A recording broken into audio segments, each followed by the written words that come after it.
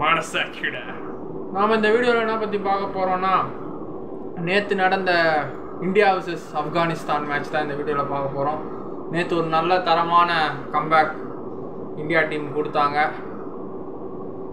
நேற்று எக்ஸ்பெக்ட் பண்ண ஆள் அடிப்போன்னு எதிர்பார்த்துருந்தோம். ஸோ அவங்க அடிக்கல. விராட் கோலி, ரோஹித் சர்மா அந்த அளவுக்கு பேட்டிங் இல்லை. பவுலிங்கில் பார்த்தா நம்ம பும்ரா எப்பவும் பட்டையை கிளப்பிட்டாரு.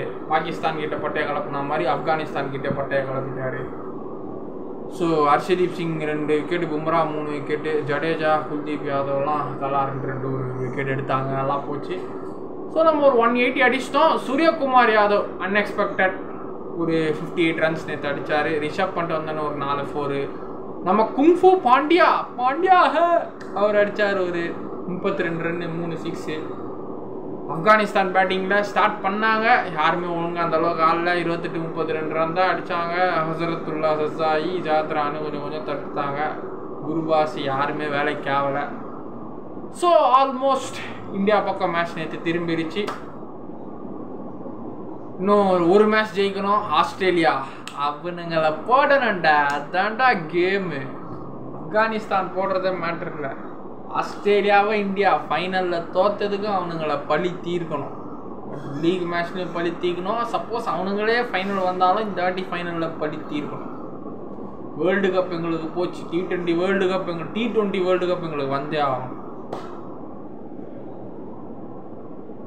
ஆஸ்திரேலியாவை ஜெயிச்சு சும்மா கெத்தாக வரணும். அந்த மொமெண்ட் எண்டிங் நடக்கப்போ ஆஸ்திரேலியா கிட்டேருந்து ஒரு கப்பை, இந்தியா ஃபைனல் போய் ஆஸ்திரேலியா கிட்டேருந்து ஒரு ஃபைனலில் அவனுங்களை தோக்கடிச்சு, ஒரு சாம்பியன் டீமை தோக்கடிச்சு ஒரு கப்பை வாங்கணும்.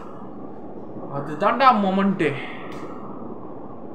சரியான மொமெண்ட். அதுதான் என்னை பொறுத்த வரைக்கும். ஒரு சாம்பியனை அடிச்சுட்டு நம்ம வரணும். சாம்பியன் அடிச்சுட்டு சாம்பியனும். ஸோ அடுத்த மேட்ச் பங்களாதேஷ் கூட நாளைக்கு. அதுக்கப்புறம் திங்கக்கிழமை கூட தான், ஆஸ்திரேலியா கூட தான். இன்னும் ஒரு மேட்ச் நம்ம ஜெயிச்சாலே போதும், செமிஃபைனலுக்கு போயிடலாம். 3 மேட்ச் 2 மேட்ச் ஜெயிக்கணும். 3ல் இப்போ பங்களாதேஷை போட்டோம்.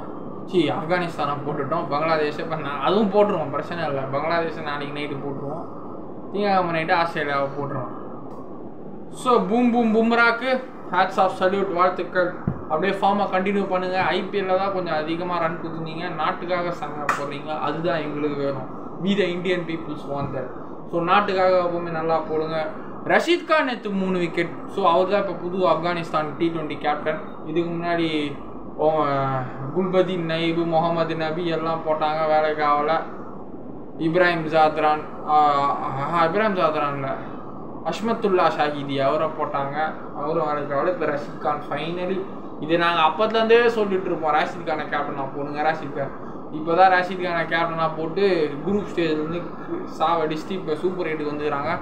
ஆப்கானிஸ்தான் விட்டுறாதீங்கடா. சரிடா, நம்ம கிட்ட தோத்துட்டு போங்க.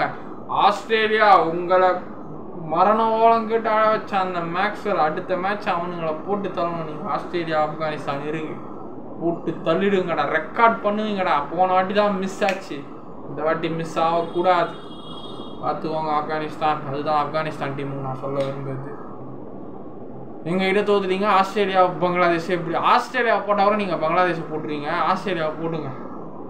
So Indian team next 2 match கவனமாக கேமை ஃபோக்கஸ் பண்ணி விளையாடுங்க. All the best. பை.